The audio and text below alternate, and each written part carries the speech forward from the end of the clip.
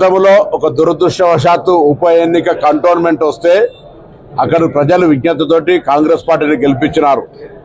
ఈరోజు కూడా దురదృష్టవశాత్తు జూబ్లీహిల్స్ ఉప ఎన్నిక వచ్చింది.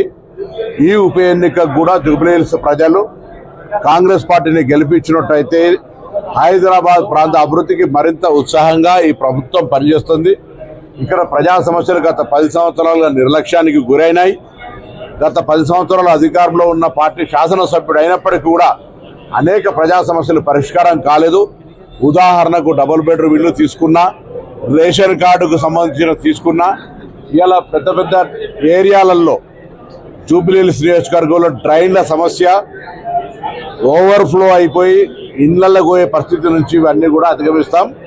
తప్పకుండా జూబ్లీహిల్స్ ప్రజలను రాష్ట్ర ప్రభుత్వం ఇన్ని కార్యక్రమాలు చేస్తున్న దృష్ట్యా కాంగ్రెస్ పార్టీని ఆశీర్వదించే విధంగా కార్యాచరణ తీసుకుపోవాలని కోరుతూ కాంగ్రెస్ పార్టీ కార్యకర్తలందరినీ కూడా సమన్వయపరుస్తూ ముందుకుగా తుమ్మల నాగేశ్వరరావు గారు, డాక్టర్ వివేక్ గారు, నేను ఇన్ఛార్జ్ మంత్రులుగా, కొంతమంది కార్పొరేషన్ చైర్మన్లము పార్టీ క్రియాశీలకంగా సమాయత్తం చేస్తూ పోతా ఉన్నాం.